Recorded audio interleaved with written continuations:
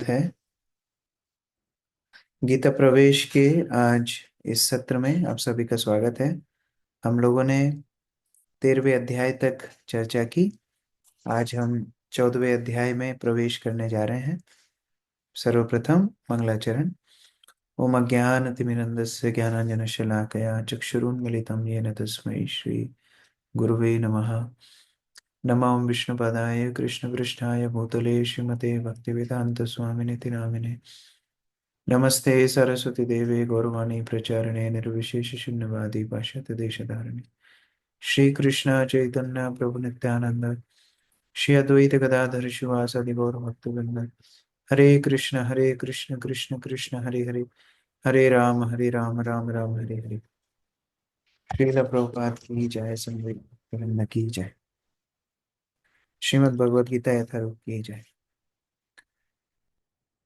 तो कल हमने चर्चा की श्रीमद् भगवद गीता की 13वें अध्याय का संक्षिप्त पाठ किया।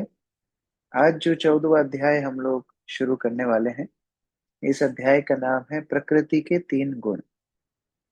हम लोग वैसे सामान्यतः भारतीय संस्कृति में, सनातन धर्म में इन तीन गुणों के बारे में बहुत सुनते ही रहते हैं। सतोगुण, रजोगुण, तमोगुण।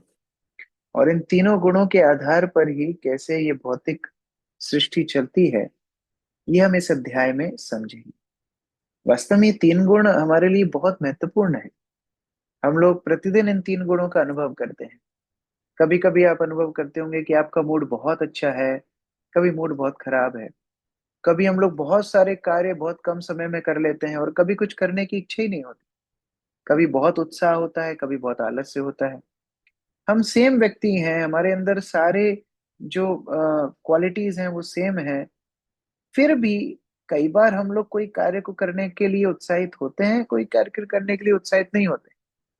कई बार हम लोग बोलते हैं ना, मन नहीं लग रहा आज। तो मन क्यों नहीं लग रहा है?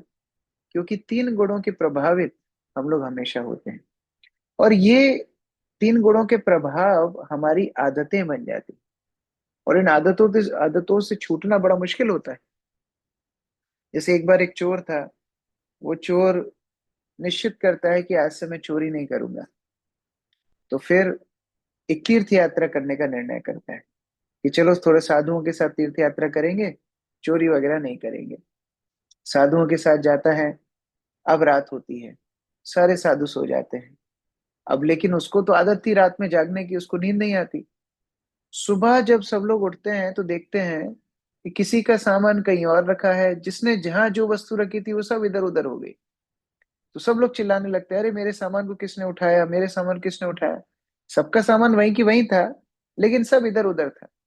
तब वो चोर बोलता है, आप मुझे माफ करना, मेरी इतनी गहरी आदत थी चोरी करने की, रात भर में सो नहीं पाया। तो चुराया तो मैंने कुछ नहीं, बस एक सामान को उठा के उधर रखा, उधर का सामान इधर रुका। तब जा करके मुझे नींद आई। क्योंकि हमारी ये आदतें बन जाती हैं, ये गुणों के प्रभाव हैं। इसीलिए ये तीन गुणों के प्रभाव कैसे हमारे ऊपर कार्य करते हैं, इन तीन गुणों में से कौन सा गुण उत्कृष्ट है, कौन सा निकृष्ट है, इनके क्या प्रभाव हमारे ऊपर पड़ते हैं, हमारा गंतव्य क्या होता है, और इन तीनों गुणों से ऊपर हम कैसे उठ सकते हैं, ये आज हम देखेंगे। इस चैप्टर को स्मरण रखने के लिए आप छोटा सा एक्रोनिम ट्रैप नाम से याद रख सकते हैं। टी मतलब थ्री मोड्स, तीन गुण। आर फॉर रेस, ये तीनों गुणों के बीच में स्पर्धा लगी रहती है, रेस लगी रहती है। उसके बाद ए फॉर एक्शंस, इन तीन गुणों के अंतर्गत व्यक्ति क्या क्या कर्म करते हैं। और पी फॉर प्योर लाइफ, इन तीनों गुणों से शुद्ध जीवन कौन सा है। एक एक करके प्रवेश करते हैं। सर्वप्रथम तीन गुण क्या हैं। सबसे पहले अध्याय 13 में हमने देखा किस प्रकार व्यक्ति जब भोग की इच्छा करता है तो माया के अधीनस्थ हो जाता है। कृष्ण बुलिया जीव भोग वांछा करे, निकटस्थ माया तारे झपटी अधरे। जब जीव भगवान को छोड़ करके माया के अधीनस्थ होता है तो माया इन तीन गुणों के द्वारा ही जीव को नियंत्रित करती है। तो स्वाभाविक प्रश्न है, फिर ये तीन गुण कौन से हैं? तो इस अध्याय में भगवान श्री कृष्ण उन तीन गुणों को वर्णित करते हैं। सतोगुण, रजोगुण और तमोगुण। किस प्रकार से हमारे जीवन में महत्वपूर्ण है, आइए देखते हैं। सर्वप्रथम भगवान अर्जुन को बोल रहे हैं, अर्जुन अब मैं तुम्हें ऐसा ज्ञान देने वाला हूं जिसके माध्यम से बड़े बड़े ऋषि मुनि अपने गंतव्य तक पहुंचे। क्योंकि तीन गुणों को समझे बिना अपनी आध्यात्मिक उन्नति करना बड़ा मुश्किल है। जब सुबह सुबह हमारा मन बिस्तर से बाहर निकलने के लिए नहीं होगा, तो हमें समझना चाहिए, देखो तमोगुण हमारे ऊपर हावी हो रहा है। जब हम कोई स्पर्धा में लग जाएंगे, दूसरों से ईर्ष्या इत्यादि करने लगेंगे, तब समझना रजोगुण हावी हो रहा है। और कभी ऐसी भावना आया है कि दूसरों को मदद करना है, एक अच्छा शिष्टाचारी जीवन जीना है, हमारी संयमित जीवन होना चाहिए, तो समझना कि कहीं ना कहीं सतोगुण हमारे जीवन में प्रधानता रख रहा है। तो इस प्रकार तीन गुणों का माध्यम से व्यक्ति अपने जीवन को नाप सकता है कि वो सही दिशा में जा रहा है कि नहीं। इसलिए भगवान बोल रहे हैं कि अब मैं ऐसा ज्ञान बताने वाला हूं जिसके माध्यम से बड़े बड़े ऋषि मुनियों ने मुनय सर्वे पराम सिद्धि मितो गतः अपनी सिद्धि को प्राप्त किया है। और अगर तुम इन तीन गुणों को समझ जाओगे और इन तीन गुणों से मुक्त होकर के मेरी शरण में आओगे, तो तुम मेरे जैसे ही स्वभाव को प्राप्त कर लोगे, अर्थात भगवान के धाम को व्यक्ति प्राप्त करेगा। तो इस श्रुति फल भी भगवान बता रहे हैं कि तीन गुणों के श्रवण करने से क्या व्यक्ति को प्राप्त होगा। भगवान बताते हैं कि वास्तव में ये सारी की सारी सृष्टि शुरू कैसे होती है। ये तीन गुण आए, ये तीन गुण आए कैसे? वास्तव में हर वस्तु भगवान से ही आती है। भगवान जब माया शक्ति के ऊपर केवल दृष्टि करते हैं, केवल देखते हैं, उस दृष्टि करने मात्र से प्रकृति क्रियारत हो जाती है, प्रकृति में जीव जन्म लेने लगते हैं। भगवान की सारी इंद्रियां सारे कार्य करने में सक्षम है। लोग बोलते हैं, अरे हमने भगवान को भोग लगाया, कैसे पता पड़ेगा भगवान ने खाया कि नहीं, कम तो कुछ हुआ ही नहीं। जो भगवान माया पर दृष्टि मात्र करें और केवल देखने से सारी सृष्टि चलती है, तो क्या वो देखने से भोग नहीं स्वीकार कर सकते? हमें खाने की आवश्यकता पड़ती है, लेकिन भगवान केवल देखकर भी सारे कार्य सिद्ध कर सकते हैं। इसलिए भगवान यहाँ पर बता रहे हैं कि जितनी भी योनियां हैं, सर्व योनिषु कौन्तेय मूर्तया संभवन्तिया तासाम ब्रह्म महत योनिर अहम बीज प्रदापिता। भगवान बताते हैं जितनी भी योनियां हैं, जितनी भी स्पीशीज ऑफ लाइफ हैं, इन सब का स्रोत मैं ही हूं। क्योंकि भगवान आत्मा के स्रोत हैं और आत्मा ही शरीर को चलायमान करती है, हमने पिछले अध्याय में देखा। तो सारी की सारी योनियों के स्रोत कौन हो गए? स्वयं भगवान हो गए। असंख्य असंख्य जीव हम इस भौतिक संसार में देखते हैं और उन सभी के बीज देने वाले पिता भगवान हैं। इसका मतलब आत्मा आध्यात्मिक है, आत्मा का अस्तित्व आध्यात्मिक है, लेकिन फंस गई है भौतिक संसार में। और इसको बांधने वाली जंजीर क्या है? तीन गुण। भगवान यहाँ पर बता रहे हैं, सत्वम रजस्तम इति गुणा प्रकृति संभवाः निबध्नन्ति महाबाहो देहे देहि न व्ययम्। भौतिक प्रकृति तीन गुणों से युक्त है, ये है सतो, रजो तथा तमो। हे महाबाहु अर्जुन, जब शाश्वत जीव प्रकृति के संसर्ग में आता है, तो वह इन गुणों से बंध जाता है। अर्थात यद्यपि जीव या आत्मा या हम आध्यात्मिक हैं, लेकिन जैसे हम भौतिक संसार में आते हैं, तो ये आध्यात्मिक जीवात्मा भी भौतिक जंजाल में फंस जाता है। आप इस चित्र में देख सकते हो, ये दो लोग कार्य कर रहे हैं, लेकिन इनको कठपुतलियों जैसा कौन नचा रहा है? प्रकृति के तीन गुण नचा रहे हैं, सतोगुण रजोगुण तमोगुण नचा रहे हैं। तो इन तीन गुणों की चपेट में हम फंस जाते हैं। एक प्रचलित कहानी है हाथी और रस्सी की, वो मैं सुना रहा हूं। उससे आप समझ सकते हैं कैसे जीव जो इतना शक्तिशाली है, भगवान का अंश है, आध्यात्मिक है, लेकिन फिर भी इन तीन गुणों की चपेट में बंध जाता है। इस कहानी के माध्यम से देखते हैं।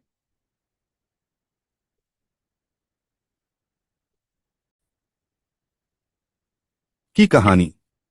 एक बार एक आदमी रास्ते से कहीं जा रहा था। रास्ते में उसे एक वयस्क हाथी दिखा जो बहुत ही विशालकाय था, लेकिन इतना ताकतवर होने के बावजूद वह एक कमजोर रस्सी से बंधा हुआ था। वह आदमी अचानक वहां रुक गया। उसे यह देखकर बहुत ही आश्चर्य हुआ कि कैसे इतना बड़ा हाथी एक कमजोर रस्सी के सहारे बंधा रह सकता है, जबकि हाथी में इतनी शक्ति होती है कि वो बड़े से बड़े पेड़ों पहाड़ों को हिला सकता है। वह चाहे तो जंजीरों को तोड़ सकता है और आजाद हो सकता है, लेकिन वो इन रस्सियों से बंधा हुआ है, जबकि वहां कोई जंजीर पिंजड़ा नहीं है। ऐसा क्या कारण है जिसके कारण एक विशालकाय इस कमजोर रस्सी से बंधन मुक्त नहीं हो पा रहा है? इस कारण को जानने के उद्देश्य से वह महावत हाथी का प्रशिक्षक, जो हाथी को हाँकता है, के पास गया और उत्सुकता पूर्वक उसने अपनी जिज्ञासा रखी। उसके महावत से पूछा, श्रीमान, यह विशालकाय हाथी जो 1 सेकंड में तहस नहस कर सकता है, ऐसा क्या कारण है जिसकी वजह से यह एक कमजोर सी रस्सी से बंधा हुआ है और भागने की कोशिश भी नहीं करता? कृपया उत्तर दें। उस आदमी की बात सुनकर महावत ने उत्तर दिया, जब यह हाथी बहुत छोटा था तब मैं इसे इसी रस्सी के सहारे बांधा करता था। उस समय यह रस्सी इतनी मजबूत थी कि इसको तोड़ पाना इसके लिए बहुत ही मुश्किल था। उस समय इसने उस रस्सी को तोड़ने का भरसक प्रयास किया, कई बार चोटिल भी हुआ, पैरों से खून भी निकला, लेकिन इसके लिए रस्सी तोड़ पाना मुमकिन नहीं हुआ। काफी प्रयास करने के बाद असफल होकर इसने हार मान ली और असंभव मानकर रस्सी पर जोर लगाना भी छोड़ दिया। धीरे धीरे जब यह बड़ा हुआ, इसे अभी भी लगता था कि यह रस्सी इससे नहीं टूटेगी, अतः यह इसे तोड़ने में असमर्थ है। इसने रस्सी को तोड़ने का प्रयास नहीं किया। आज यह एक वयस्क बलवान विशालकाय हाथी है, लेकिन इसने रस्सी से हार मान ली। हालांकि यह किसी भी समय रस्सी को तोड़कर अपने आप को बंधन से मुक्त कर सकता है, लेकिन बचपन की हार को जीवन की हार मानकर यह अब कोशिश ही नहीं करता। फलस्वरूप यह केवल एक कमजोर रस्सी से ही बंधा रहता है। यह बात जानकर वह व्यक्ति बहुत ही आश्चर्यचकित हुआ।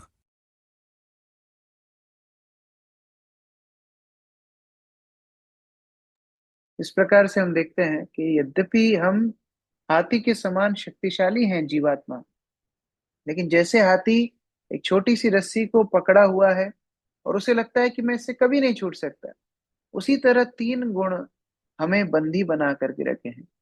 भौतिक संसार में हमारे जीवन की हथकड़ी क्या है? ये तीन गुण। भगवान 5वें श्लोक में बताते हैं इस अध्याय के कि किस प्रकार जीवात्मा इन तीन गुणों से ग्रसित हो जाता है। उसके काम उसके काम केवल और केवल इन तीन गुणों के आधार पर ही होते हैं। आपने बचपन में एक कहानी सुनी होगी, एक टोपी बेचने वाले की।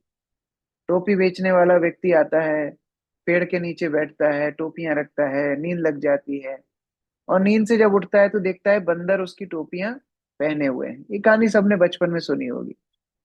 अब तीन तरह से प्रतिक्रिया कोई व्यक्ति इस सिचुएशन में कर सकता है।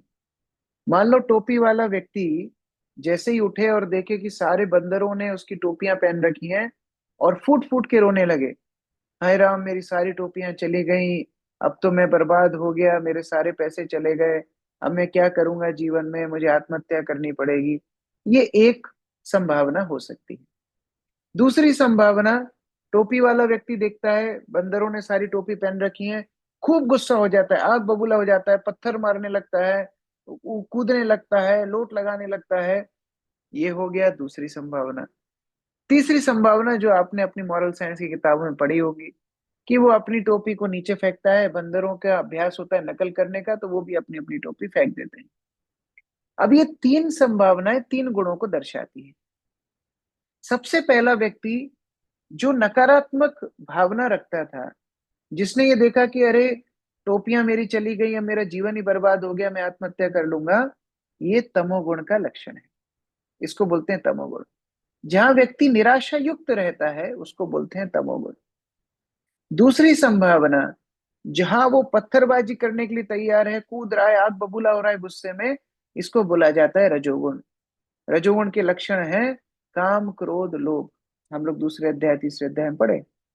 और अभी तीसरी संभावना, जहां व्यक्ति अपने विवेक को लगाता है कि बंदर का स्वभाव क्या है, नकल करना, तो अगर मैं अपनी टोपी फेंकूं तो ये लोग भी टोपी फेंक देंगे, वो है सतोगुण। इसलिए जाने अनजाने में बचपन से हम यही सीखते आ रहे हैं कि देखो तमोगुण रजोगुण को छोड़ करके सतोगुण को पकड़ना है। लेकिन वास्तव में अगर कोई आपको विकल्प दे तीनों गुणों में से कौन सा अच्छा है, तमोगुण अच्छा है, रजोगुण अच्छा है कि सतोगुण अच्छा है, कौन सा गुण सबसे अच्छा है? क्या उत्तर देंगे आप? ये प्रश्न ऐसे ही हुआ कि मान लो आपको तीन विकल्प दिए जाएं, आपको बांधने वाले हैं हम, लोहे की जंजीर से बंधोगे, चांदी की जंजीर से बंधोगे कि सोने की जंजीर से बंधोगे? कौन सी जंजीर से बंधना पसंद करोगे? कोई कोई लोग लिख रहे हैं कि सोने की जंजीर से बंधना पसंद करेंगे हम। अरे बंधना ही क्यों पसंद करेंगे आप? बंधना नहीं है जीवन में। इसलिए तीनों गुण वास्तव में व्यक्ति को बांधते हैं, और भगवान यही आगे बता रहे हैं। छठवें, सातवें, आठवें श्लोक में भगवान बताते हैं कैसे ये तीन गुण जीवात्मा को बांधते हैं। वास्तव में तीनों ही खराब हैं। सतोगुण कैसे बांधता है?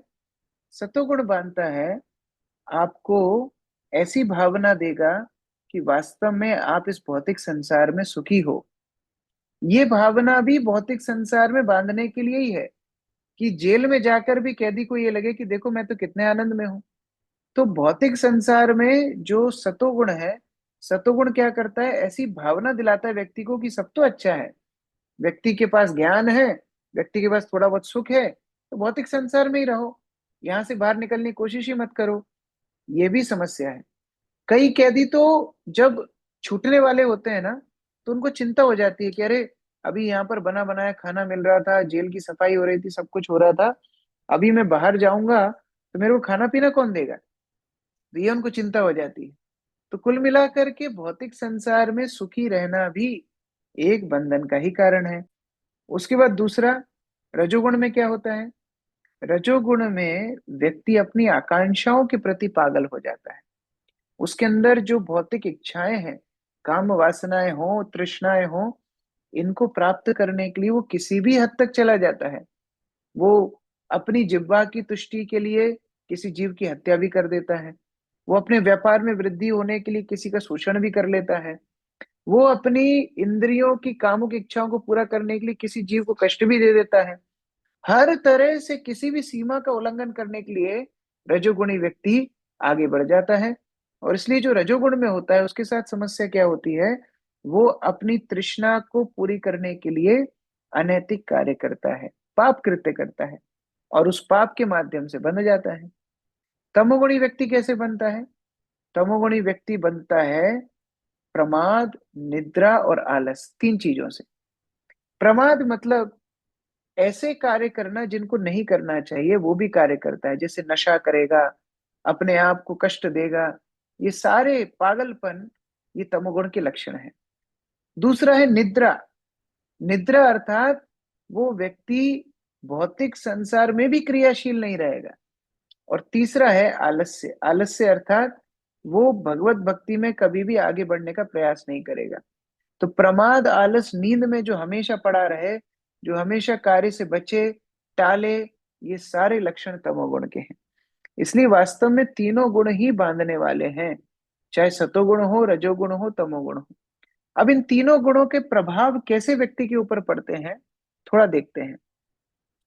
ऐसा नहीं है कि कोई व्यक्ति अगर सतोगुण में है तो पूरा ही सतोगुण में है, अगर कोई रजोगुण में है तो पूरा ही रजोगुण में है, कोई तमोगुण में है तो पूरा ही तमोगुण में, नहीं। ये अलग अलग समय पर अलग अलग असर व्यक्ति के ऊपर हावी होते हैं। कभी व्यक्ति बहुत सात्विक विचार रखता है, कभी व्यक्ति बहुत राजसिक हो जाता है, कभी व्यक्ति बहुत तमोगुण में पड़ जाता है। इनके थोड़े प्रभाव हम देखते हैं, भगवान बड़े विस्तृत रूप से बता रहे हैं। सर्वप्रथम सतोगुण में देखते हैं। सतोगुण में कैसा अनुभव व्यक्ति को होता है? सर्वप्रथम व्यक्ति खुश रहता है। सतोगुणी व्यक्ति खुश रहता है, संतुष्ट रहता है, उसके पास ज्ञान होता है, और उसको एक भावना होती है कि मैं दूसरों से श्रेष्ठ हूं। लेकिन समस्या क्या है कि अंत समय में एटमोस्ट ये व्यक्ति स्वर्ग तक जा पाता है। और हमने तो पहले पढ़ा है कि स्वर्ग का तो क्या कहना, ब्रह्मा जी तक की मृत्यु होती है, और ब्रह्मा जी तक के लोकों में दुखालयम अशाश्वतम, हमेशा दुख कष्ट तो मिलेंगे ही मिलेंगे। तो व्यक्ति यद्यपि स्वर्ग तक जाता है मृत्यु के बाद, लेकिन फिर उसको पुनः ये भौतिक संसार में गिरना पड़ता है। तो ये सतोगुण का लक्षण। अब रजोगुण में क्या होता है? रजोगुण में व्यक्ति अपनी अपनी मनोवांछित इच्छाओं को पूरा करने के लिए पागलपन करता है, किसी भी हद तक चला जाता है। और भौतिक संसार में इस रजोगुण को बड़ा अच्छा माना जाता है। वो बोलते हैं पैशन होना चाहिए, पैशन। लेकिन वास्तव में वो पैशन का भी दायरा हो। जैसे मान लीजिए एक नदी है। नदी तब तक अच्छी है जब तक नदी अपनी सीमाओं में हो, उससे हम जल ले सकें, उससे पोषण मिल सके। जब नदी अनकंट्रोल्ड हो जाती है, अपनी सीमाओं का उल्लंघन कर देती है, तो वही नदी बाढ़ के रूप में विध्वंस भी ले आती है। उसी प्रकार से पैशन होना गलत नहीं है, लेकिन जब ये पैशन सीमाओं का उल्लंघन करने लगे, धर्म के विरुद्ध हो जाए, काम इच्छाओं को पूरी करने के लिए सारी सीमाओं का उल्लंघन कर दे, तब ये गड़बड़ का काम है। तो यहाँ पर रजोगुण का इसलिए वर्षना हो रही है। ऐसे रजोगुण का कभी संतुष्टि नहीं होती। व्यक्ति को कितना ही बैंक बैलेंस हो जाए, कितना ही उसकी इच्छाएं पूरी हो जाए, और नई नई नई इच्छाएं आती जाती हैं। ऐसे रजोगुण में रहने वाले व्यक्ति भौतिक संसार के भूलोक में, पृथ्वी लोक में रहते हैं। इनका दोबारा जन्म होता है पृथ्वी लोक में। बड़े मक्खी चूस कंजूस होते हैं, स्वार्थी होते हैं, भौतिक संसार में ही रह जाते हैं। तीसरा है तमोगुण। हमने जैसा कि बताया, निद्रा, आलस्य और प्रमाद, ये तीन लक्षण तमोगुण के हैं। इसमें व्यक्ति अपना ही हित नहीं समझ पाता। वो ऐसे कार्य करता है जिससे वो जन्म मृत्यु के बाद भौतिक संसार की निम्न योनियों में चला जाता है, पशु योनियों में चला जाता है। और ऐसे व्यक्ति जीते जी वास्तव में नर्क का ही जीवन भोग रहे हैं। जैसे कई बार हम लोग सुनते हैं बड़े बड़े कॉलेजेस में बच्चे जो नशा करते हैं, वो फ्राइडे को नशा करके सोते हैं और सीधा सोमवार को उठते हैं। तो एक तरह से पशुवत आचरण ही उनका हो गया। तो ये तमोगुण का लक्षण है। इसलिए हमारे बड़े बूढ़े हमेशा सिखाते थे कि सतोगुणी लक्षण हमें विकसित करना चाहिए। भाई आप शिक्षक बनो, आप संगीतकार बनो, आप पेड़ पौधे लगाओ, पुस्तक पढ़ो, दूसरों की मदद करो, सत्य बोलो, स्वच्छ रहो, रोज नहाओ, अच्छे शब्दों का इस्तेमाल करो, धन्यवाद बोलो, क्षमा याचना करो कभी गलती हो जाए तो। ये सारे सतोगुणी लक्षण है, क्योंकि आपकी एफिशिएंसी हाईएस्ट होती है जब आप सतोगुण में होते हैं। तो ये तीन गुणों के बारे में भगवान बड़े विस्तृत रूप से बताएं। अब अगर सारांश रूप से बताएं कि इन तीन गुणों का प्रभाव हमारे ऊपर क्या पड़ता है, तो भगवान बताते हैं, ऊर्ध्वम गच्छन्ति सत्वस्था, मध्ये तिष्ठन्ति राजसा, जगन्य गुण वृत्तिस्था, अधो गच्छन्ति तामसा। ऊर्ध्व, ऊर्ध्व मतलब ऊपर, ऊपर के लोकों में, गच्छन्ति मतलब जाना। ऊपर के लोकों में कौन जाता है? जो सत्वस्था, जो सतोगुण में है, जो सतोगुणी विचार रखते हैं, सतोगुणी खान पान खाते हैं, सतोगुणी संगति करते हैं। कई लोग पूछते हैं ना कि अरे आप लोगों को क्या दिक्कत है, हम प्याज लहसुन खाएं तो क्या दिक्कत है? प्याज लहसुन को तमोगुण का भोजन माना गया है। आगे वो आएगा, आगे के अध्यायों में, कल परसों आप लोग देखेंगे किस तरह भोजन भी तीन प्रकार का होता है, दान भी इन तीन प्रकार के गुणों में होता है, तपस्या भी इन तीन प्रकार के गुणों में होती है। हर वस्तु को आप तीन गुणों में ये बांट सकते हो। आप देखो, जानवर, जानवर भी तीन गुणों में होते हैं। अगर मैं पूछूं आपको, आप चैट बॉक्स में टाइप करना, शेर कौन से गुण में होगा? सतोगुण में, रजोगुण में, तमोगुण में? चैट बॉक्स में लिखो। रजोगुण में, कोई बोल रहा है तमोगुण में। शेर आता है रजोगुण में, क्योंकि पैशनेट है और शिकार करेगा। राजा है, जंगल का राजा हम लोग बोलते हैं। अच्छा, सांप कौन से कैटेगरी में आएगा? सांप कौन से गुण का जानवर है? तमोगुण, वेरी गुड। क्योंकि ईर्ष्यालु होता है, जो उसका हानि नहीं करेगा उसको भी डस लेगा। ओके। हाथी कौन से गुण में होता है? हाथी, हाथी कौन से गुण में होता है? कुछ लोग बोल रहे हैं रजोगुण, कुछ बोल रहे हैं सतोगुण, कुछ बोल रहे हैं तमोगुण। वास्तव में हाथी को बोला जाता है, अगर हाथी कंट्रोल्ड है तो वो सतोगुण में माना गया है। इसलिए आप देखेंगे श्रीरंगम के मंदिर में, अन्य अन्य मंदिरों में हाथी की पूजा होती है, हाथी के ऊपर भगवान को सवारी कराई जाती है। अच्छा, गाय कौन से गुण में है? सतोगुण में है, रजोगुण में है, तमोगुण में है? इसमें तो कोई डाउट नहीं है, सब सतोगुण लिख रहे हैं। Very good. कुत्ता कौन से गुण में है? जिसको लोग पालते हैं, घर में रखते हैं, अपने बिस्तर पे ही सुला लेते हैं, कुत्ता कौन से गुण में है? 100% तमोगुण में है। Very good. कुछ लोग रजोगुण लिख रहे हैं, उनके कुत्ते के प्रति थोड़ी सहानुभूति है, लेकिन कुत्ता 100% तमोगुण में है। तो देखिए, ये गुणों के हिसाब से आप हर चीज को बांट सकते हो। अब दिन दिन के 24 घंटों को अगर आप बांटे, तो सुबह सुबह सूर्य उदय के समय से लेकर के जब तक दोपहर होती है 12 बजे तक का समय, वो कौन से गुण में है बताइए? यहाँ पर सब लोग हैं सतोगुण में। उस समय पर आप उठते हैं, मूड फ्रेश होता है। कई लोग जो इंटरव्यू देने के लिए जाते हैं ना, तो वो पर्पसफुली सुबह का टाइम चूज करते हैं, क्योंकि उन्हें भी पता है जो इंटरव्यू लेने वाला है वो अभी शांत स्वभाव में होगा। और दोपहर आते आते उसका माथा गर्म हो जाता है। तो जिनका बाद में टाइम आता है इंटरव्यू का, उनको पता है मेरा सिलेक्शन तो होना ही नहीं है पक्का। क्योंकि 12 बजे के बाद कौन सा गुण शुरू हो जाता है, चैट बॉक्स में लिखो। 12 बजे के बाद, वेरी गुड, लोग लिख रहे हैं रजोगुण। अब एक्शन टाइम आ गया, अभी लोगों को काम फिनिश करने की जल्दी होती है। अरे कैसे न कैसे निपटाओ यार, घर जाओ खत्म करो। अच्छा, रात में क्या होता है? रात में कौन सा गुण हावी हो जाता है? वेरी गुड, तमोगुण। आप लोग इतना फास्ट टाइप कैसे करते हो? मैं बोल रहा हूँ यहाँ पर धड़ाधड़ टाइपिंग शुरू है। एक्चुअली ये मोबाइल की टाइपिंग की प्रैक्टिस तो हम दिन रात करते हैं ना। अगर इतनी प्रैक्टिस हम चैंटिंग की कर लेते तो भगवत धाम पहुंच जाते। ठीक है। तो तमोगुण, ये रात का समय क्या है, किस में है? तमोगुण में। इसलिए देखो, चोर उचक्के डाकू ये सब रात में निकलते हैं चोरी करने के लिए। जितने क्राइम होते हैं रात में ज्यादा होते हैं। लोग गैम्बलिंग खेलते हैं लास वेगास जैसे सिटीज में, वो रात में ज्यादा उनको उत्साह आता है। रात में उनका ज्यादा माहौल जमता है। शराबी, रात में शराब पीने में उनको ज्यादा आनंद आता है। दिन दहाड़े तो कम ही लोग पीते होंगे, रात में ज्यादा लोग पीते हैं। तो ये तमोगुण के लक्षण है। अब आप भोजन में भी ये देख सकते हो। वैसे ये आगे आने वाला है, लेकिन 3 गुण समझने के लिए मैं यहाँ पर संक्षिप्त में बता रहा हूँ। 3 गुणों में आप भोजन को भी देख सकते हो। एकदम शुद्ध देसी गाय का दूध मलाई मार के कौन से गुण में है बताओ? कौन से गुण में है? बहुत बढ़िया, सतोगुण में लिख रहे हैं। अच्छा, अभी अभी डोमिनोज से पिज्जा आपके घर पे आया, पिज्जा कौन से गुण में है? डोमिनोज का पिज्जा। कोई बोल रहा है रजो, कोई बोल रहा है तमो। तमोगुण में है साहब, क्योंकि फर्मेंटेड खाना सारा तमोगुण में आता है। और डोमिनोज में तो प्याज लहसुन भी डलता है। Very good. मैं वैसे डोमिनोज की बुराई नहीं कर रहा, बस आपको गुण समझा रहा हूँ। अच्छा, कई लोग एकदम, मध्य प्रदेश के लोग खाते हैं एकदम मिर्ची डाल के, लाल मिर्ची एकदम लाल लाल, खाते खाते मुंह जल रहा है, कान में से धुआं निकल रहा है, आंखों में से आंसू निकल रहे हैं। कौन सा गुण है? रजोगुण। Very good. अब रंग भी इसी तरह 3 गुणों में होते हैं। पीला रंग, भगवा रंग कौन से गुण में है? पीला रंग, भगवा रंग सतोगुण में। Very good. लाल रंग, चटक भटक एकदम लाल कलर पहन करके निकल गए एकदम, सब लोग की नजरें हमारे ऊपर, कौन सा गुण? कौन सा गुण है? रजोगुण। Very good. एकदम डार्क काले कपड़े पहन के एकदम तांत्रिक वेश बना करके बाहर निकले हैं, कौन सा गुण है? तमोगुण। Very good. तो इस तरह ये 3 गुणों का आप देखिए प्रभाव आपके ऊपर कितना पड़ता है। मान लो हमारे गुरु महाराज उदाहरण देते थे, एक बार एक व्यक्ति साइकिल से जा रहा है। अब साइकिल से गया, गलती से एक आदमी को ठोकर लग गई साइकिल से। अब ये व्यक्ति चिल्लाने लगा, चीखने लगा, लड़ने लगा। ये कौन से गुण में है? चीख रहा है, चिल्ला रहा है, लड़ रहा है। कौन सा गुण है? लोग बोल रहे हैं तमोगुण, नहीं रजोगुण है ये। लड़ाई कर रहा है, रजोगुण।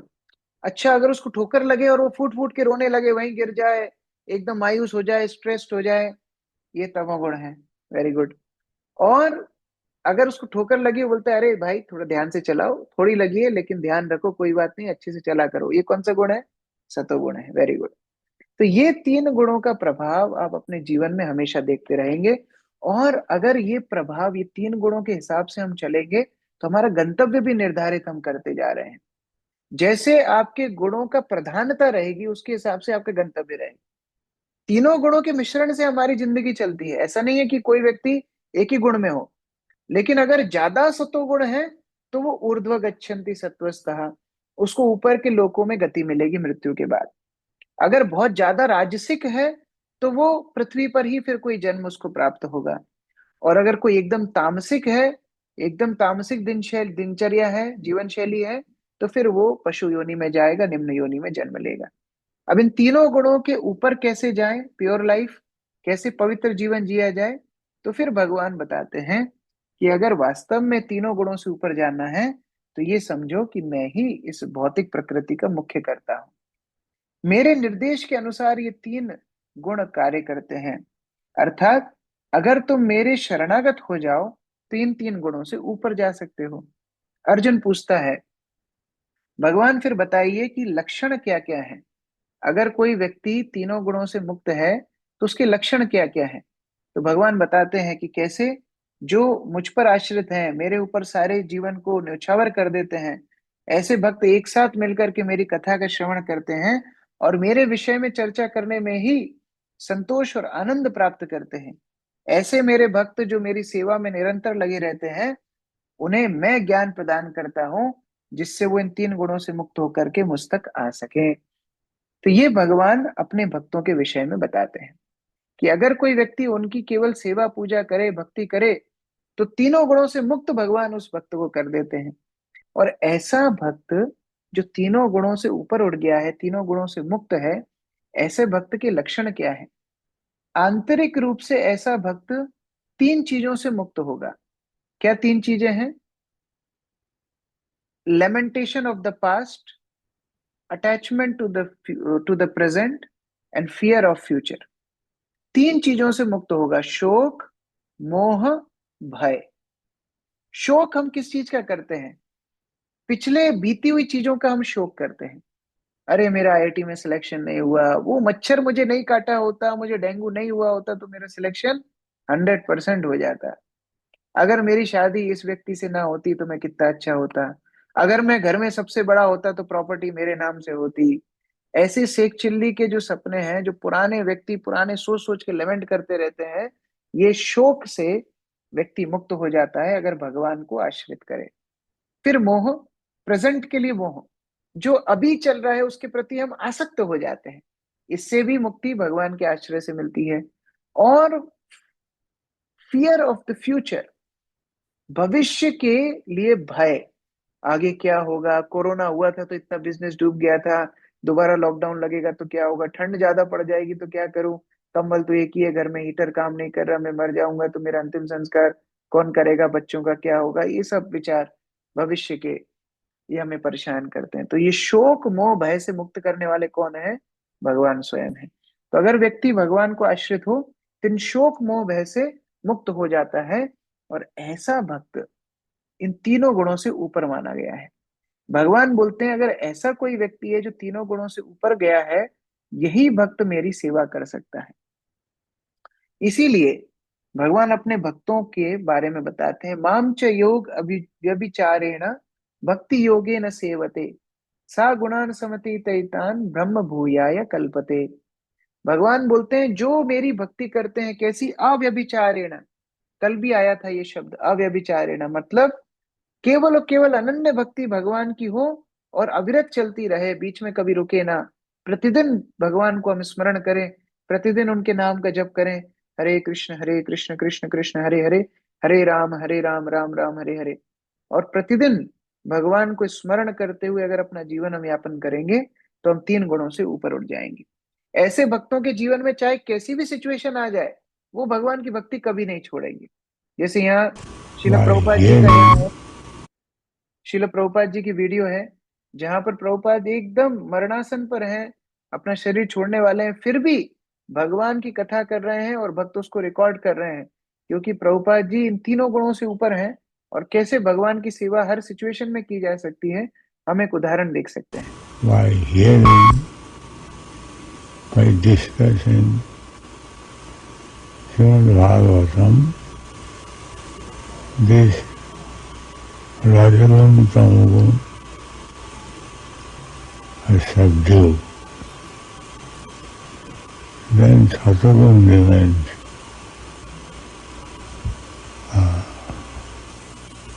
Nastapayasya avadve नित्यम भागवत।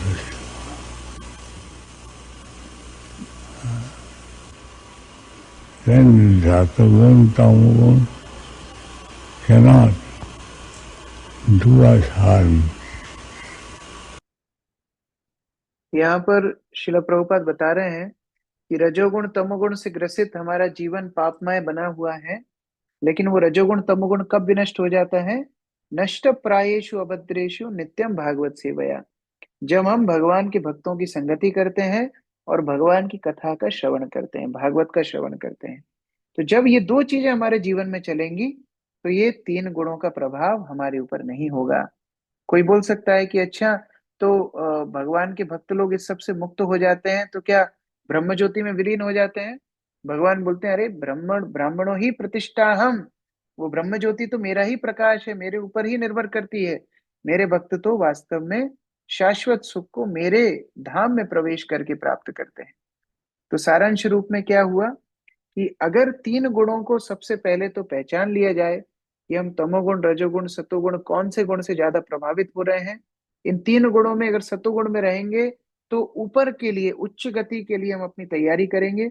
और वो उच्च गति हम कैसे प्राप्त कर सकते हैं? भक्तों की संगति करके, भगवान की भक्ति करके, और भगवान की कथा का श्रवण करके। अगर ये तीन चीजें चलती रहेंगी तो हम तीन गुणों के प्रभाव से ऊपर उठ जाएंगे। अगले अध्यायों में इन तीन गुणों के बारे में बहुत विस्तृत रूप से चर्चा की गई है, हम लोग आगे पढ़ेंगे। अभी मैं आपको एक शॉर्ट वीडियो दिखाना चाहता हूँ, जिसमें शिला प्रभुपाद की पुस्तकों का क्या महत्व है, कैसे उनकी पुस्तक वितरण से लोगों के जीवन में फायदा मिलता है, ये हम लोग थोड़ा देखने का प्रयास करेंगे। क्योंकि ये पुस्तकें कोई सामान्य पुस्तक नहीं है। लोग जिस तरह अपने जीवन में संघर्ष प्राप्त कर रहे हैं, कोई डिप्रेशन में चला गया है, तमोगुण में ग्रसित होकर आत्महत्या करना चाह रहा है, कोई रजोगुण में इतना लगा है कि अपने जीवन के लक्ष्य को ही भूल गया है, हर व्यक्ति के लिए कैसे भगवत गीता लाभप्रद है, हम लोग एक वीडियो के माध्यम से देखेंगे।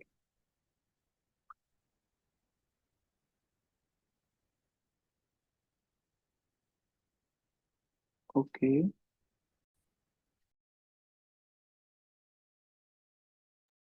हरे कृष्ण।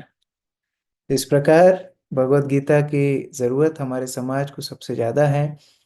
कई बार लोग खाना बांटते हैं, हर व्यक्ति तो भूखा नहीं है। कपड़े बांटते हैं, हर व्यक्ति को कपड़े की आवश्यकता नहीं है, लेकिन हर व्यक्ति दुखी जरूर है। हर व्यक्ति तीन गुणों की चपेट में जरूर है। इसलिए वास्तव में हर व्यक्ति को भगवत गीता की आवश्यकता है। ये शिक्षाएं कितनी व्यवहारिक हैं आप लोग देख ही रहे हैं, इतने अध्याय आप पढ़ चुके हैं या संक्षिप्त इसको समझ चुके हैं। लेकिन इन शिक्षाओं को प्राप्त करके अगर आपका जीवन परिवर्तित हो रहा है तो आप कल्पना कीजिए कितने और लोगों का जीवन परिवर्तित हो सकता है। इसी प्रयास से भक्त लोग भगवद गीता का प्रचार करते हैं, वो भगवद गीता को जन जन तक पहुंचाते हैं और इन शिक्षाओं का लाभ स्वयं उठाते हुए दूसरों को भी मदद करते हैं। हरे कृष्ण। श्रीमद् भगवद गीता यथारूप की जय। श्रील प्रभुपाद की जय। किसी का कोई प्रश्न है? Any question? यस, मधुमिता माता जी अनम्यूट कर सकती हैं। हरे कृष्ण प्रभु जी, धन्यवाद, प्रणाम। थैंक यू प्रभु जी, आप डेली हमें गीता का ये कितना अच्छे से ज्ञान दे रहे हैं, बहुत अच्छे से। एक नया इससे हमें सीखने को मिल रहा है हर रोज। इसके लिए बहुत बहुत धन्यवाद प्रभु जी। और आज आपने जो अभी वीडियो दिखाया, इससे थोड़ा और इंस्पिरेशन बढ़ा कि हम किस तरीके से बुक डिस्ट्रीब्यूशन में लोगों को कन्विंस कैसे कर सकते हैं, ये भी थोड़ा सीखने को मिला। प्रभु जी, मेरा एक प्रश्न है कि जैसे हम रात को जल्दी सोते भी हैं, फिर भी सुबह उठा नहीं जाता है और ऐसे डिले होता है, तो फिर माला भी नहीं हो पाती उसमें, मतलब काफी दिक्कतें आती है, ले दे के होएगी या फिर नहीं भी हो ये पाती है। तमोगुण का प्रभाव है। इसमें हमको थोड़ा सा अपने आप को पुश करना होगा। आपको परिवार के जनों से मदद लेना या फिर कोई भक्तों को बोल सकते हैं मुझे कॉल लगाओ, और कॉल लगा करके उठाओ। कोई ना कोई युक्ति उस तरह लगानी होगी। इसके लिए सतोगुण की वृद्धि भी हो। हम जिस स्थान में सो रहे हैं वो स्वच्छ हो, साफ सुथरा हो, धुला हुआ बेडशीट हो। इन सब वस्तुओं का बड़ा प्रभाव पड़ता है। और सबसे बड़ी बात तो भगवान को हम लोग प्रार्थना करके सोएं कि हे भगवान, हम सुबह उठ के आपकी भक्ति करना चाहते हैं, हम समय पर सो रहे हैं तो आप हमको उठने में मदद कीजिए। तो उस तरह हम लोग फिर सतोगुण की वृद्धि जितनी होगी उतना नीचे तमोगुण जाएगा। अनीता प्रभु जी। जी, कई बार ऐसा करने पर भी या फिर किन्हीं को बोलने पर भी, जैसे अगर नहीं भी हो पा रहा है, तो हम कैसे अपने आप को पनिश करें या किस तरीके से हम अपने आप को कर सकते हैं कि वो। पनिशमेंट तमोगुण का लक्षण है, प्रयास सतोगुण का लक्षण है। तो हमको सात्विक प्रयास करना है। करत करत अभ्यास के जड़मति होत सुजान, रसरी आवत जात ते सिल पर पड़त निशान। तो प्रयास हमको करना है। प्रयास से धीरे धीरे धीरे धीरे हमारी जो गंदी आदतें हैं, जो बुरी आदतें हैं, उनसे हम निवृत्ति प्राप्त करेंगे। प्रभु जी एक सेकंड। प्रभु जी जैसे हम स्कूल में थे, तब कई बार रहता है कि पेरेंट्स का डर, या फिर कोई बोले कि चलो उठो एग्जाम है, वो एक डर रहता था। तो हम किस तरीके से प्रभुपाद की शिक्षाओं को अपने अंदर ला सके कि वो थोड़ा एक डर भी रहे और हम उठें, ऐसे कुछ हो सकता है क्या ऐसा कुछ? देखिए, ये डर वगैरह मैं वही बोल रहा था, आपने पनिशमेंट शब्द इस्तेमाल किया, अभी डर आप इस्तेमाल कर रही हैं, दोनों ही तमोगुण के लक्षण हैं। भक्ति में प्रेरणा से आगे बढ़ना है। भगवान अर्जुन को प्रेरणा दे रहे हैं, डर नहीं दिखा रहे हैं। तो प्रेरणा महत्वपूर्ण है। आप प्रभुपाद की पुस्तकें पढ़ें, भक्तों की संगति लें, धीरे धीरे प्रयास करें। ये प्रयास फिर लंबे समय तक चलेगा। डर के व्यक्ति थोड़े समय तक कर सकता है, हमेशा नहीं कर सकता, इसलिए। जी, प्रभु जी धन्यवाद, प्रणाम प्रभु जी, हरे कृष्णा, आप आशीर्वाद अनीता दीजिए। जी लिख रही हैं, क्या भगवत गीता और साइंस और सेल्फ रियलाइजेशन एक ही है? भगवत गीता के ऊपर आधारित कई पुस्तकें हैं जो हमारे संस्थापक आचार्य श्रील प्रभुपाद जी ने लिखी है। साइंस और सेल्फ रियलाइजेशन एक अलग किताब है, जिसमें व्यवहारिक रूप से भगवत गीता कैसे पालन करना है उसका वर्णन है। मैं तो रिकमेंड करूंगा कि भगवत गीता पढ़ने के पहले अगर आप साइंस और सेल्फ रियलाइजेशन पढ़ेंगे तो भगवत गीता और अच्छी समझ में आएगी। तो जिनको चाहिए तो हम लोग ग्रुप में एक नंबर शेयर करेंगे। अर्जुन प्रभु, दक्ष, संकर्षण प्रभु, आप लोग कर सकते हैं। तो ग्रुप में एक नंबर शेयर करेंगे, आप लोग को जिनको बुक चाहिए हम लोग आपके पास पहुंचा सकते हैं।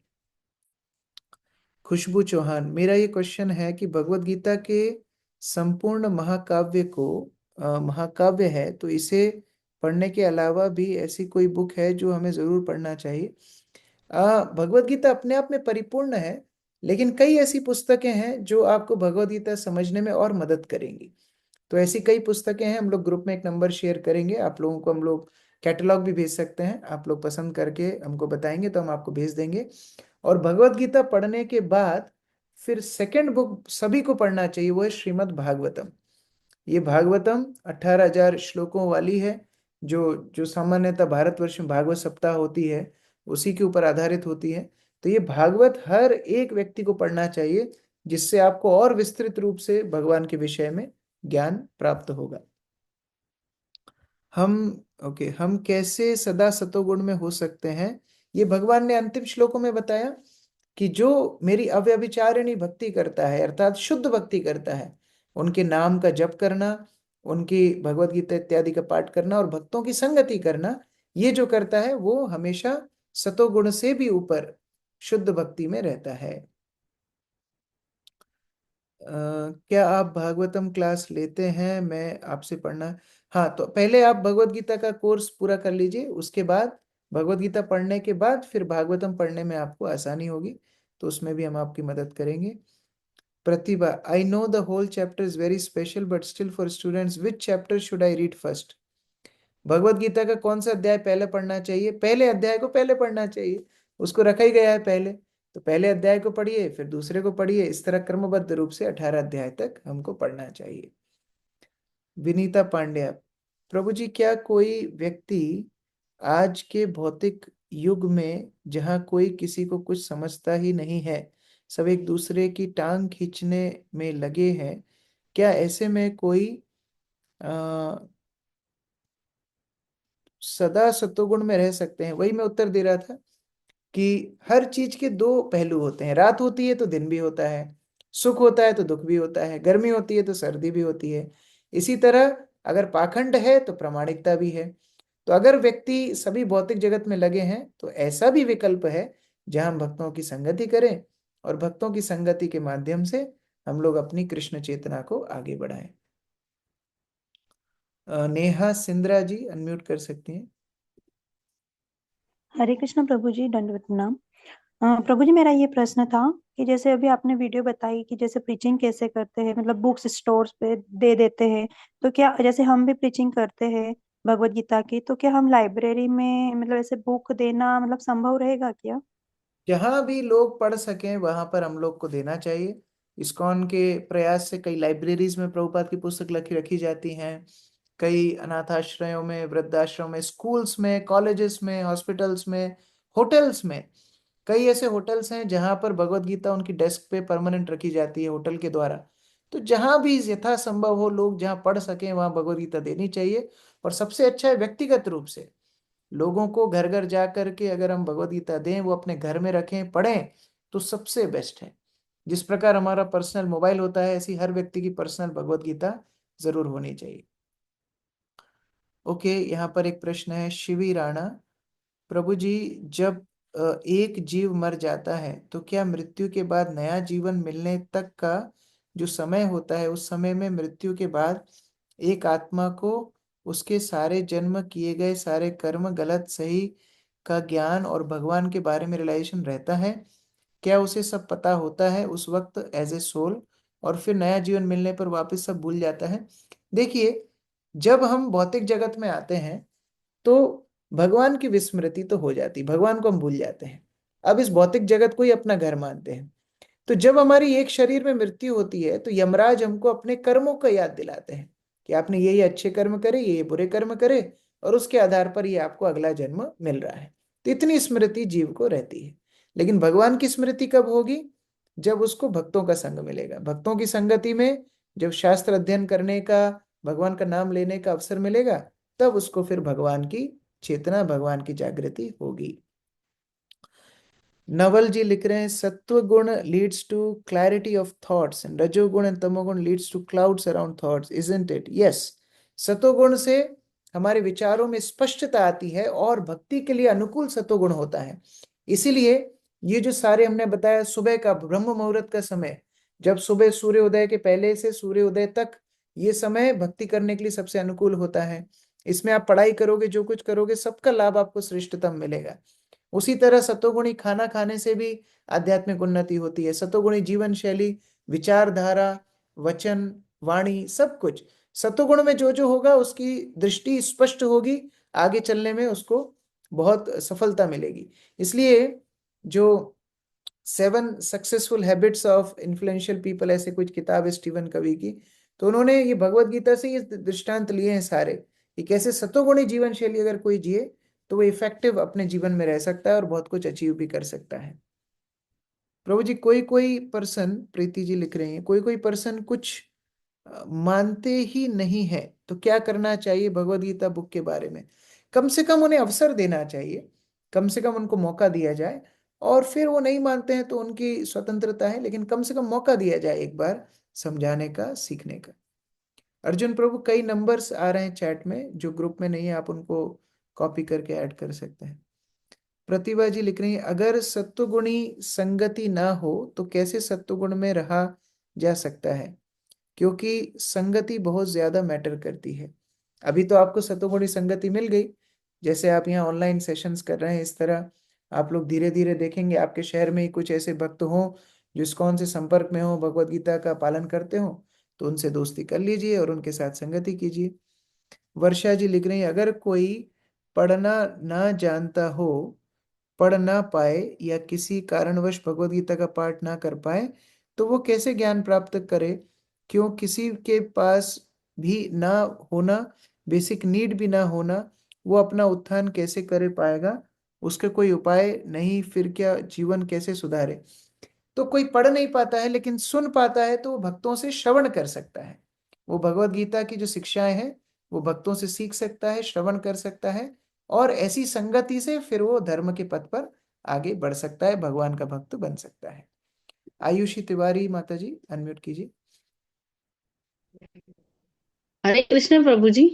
प्रभु जी, मेरा प्रश्न था कि वो 12 तारीख को परिवार के सदस्य भी आना चाह रहे हैं, तो आ सकते हैं क्या हाँ प्रभु बिल्कुल, जी? परिवार के सदस्य भी आ सकते हैं।